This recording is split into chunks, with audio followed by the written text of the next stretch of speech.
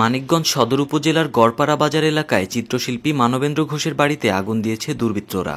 মঙ্গলবার রাত 2:30টার দিকে দুর্বৃত্তরা এ ঘটনা ঘটিয়েছে বলে জানিয়েছে মানবেন্দ্রের পরিবার। আগুনে তার একটি ঘর পুড়ে গেছে। ধারণা করা হচ্ছে পয়লা বৈশাখে ঢাকায় ক্ষমতাচ্যুত প্রধানমন্ত্রী শেখ হাসিনার মুখাকৃতি বানানোর কারণে এই অগ্নিসংযোগের ঘটনা ঘটেছে।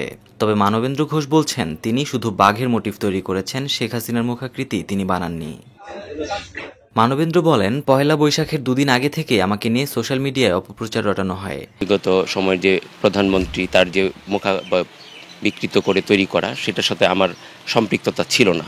আমি একটা বাঘের ভাস্কর্য তৈরি করেছি, একটা মোটিভ তৈরি করেছি, যেটা নববর্ষ আনন্দ শোভাযাত্রাতে ছিল। তো এটা খুবই আমি স্পষ্ট করে তাদেরকে বোঝানোর চেষ্টা করেছি। কিন্তু আমার কেন যেন মনে হলো যে এটা আসলে তারা জেনেই পোস্টটা দিয়েছেন। সিআইডি এবং পুলিশ কর্মকর্তা যারা এসছেন, আমাদের মানিকগঞ্জের জেলা প্রশাসক মহোদয় এসছেন, তো সবকিছু মিলাই তারা নিশ্চয়ই এই ব্যাপারটাকে তদন্ত করে দেখবেন। নেট দুনিয়ায় ছড়িয়ে যাওয়ার পর শেখ হাসিনার মুখাকৃতি তৈরির ক্ষোভ থেকে এই ঘটনা ঘটতে পারে বলে ধারণা করছে তার পরিবার ও স্বজনরা।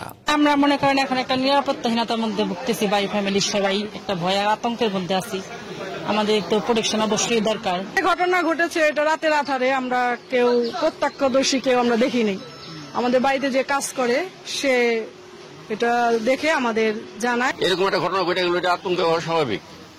হ্যাঁ, ফায়ার সার্ভিস আইছে, আসার পরে তারপরে পুলিশের গাড়ি আইছে, ওসি সাহেব আইছে, চলে অবশ্যই শাস্তি হওয়া দরকার আছে। আমি মালিককে ডাক দিছি, আশপাশের লোকজন ডাক দিছি যে সবাই উঠেন আগুন লাগছে।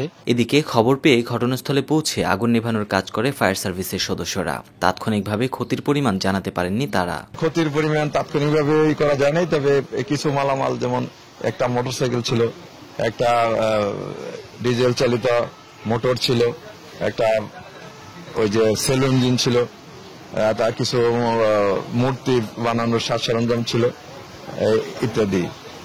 আসলে একটা টিনের ঘর, এই টিনের ঘরটাই আগুন সীমাবদ্ধ ছিল এবং এই টিনের ঘরটাই শুধু ক্ষতিগ্রস্ত হয়েছে। খবর পেয়ে ঘটনাস্থল পরিদর্শন করেছেন মানিকগঞ্জ সদরের অতিরিক্ত পুলিশ সুপার মোহাম্মদ সালাউদ্দিন ও জেলা প্রশাসক মনোয়ার হোসেন মোল্লা। ঘটনা ঘটার পর থেকেই পুলিশ তৎপর রয়েছে এবং পুলিশের সাথে পুলিশের অন্যান্য টিম আছে, সিআইডি আছে এবং পিবিআই কাজ করছে এবং আমাদের ঢাকা থেকে সিআইডির ক্রাইম সিন ইউনিট আসতেছে সংশ্লিষ্ট আলামত জব্দ করার জন্য। এবং আমরা যে দুষ্কৃতিকারীরাই যে ঘটনা ঘটিয়ে থাকুক না কেন, আমরা খুব দ্রুত তাদেরকে আইনের আওতায় নিয়ে আসবো। ক্ষয়ক্ষতি নিরূপণ করার জন্য বা আগুনের কারণ অনুসন্ধানের জন্য আমরা দমকল বাহিনীকে, আমাদের ফায়ার সার্ভিস, সিভিল ডিফেন্স বাহিনীকে আমরা অনুরোধ জানাবো।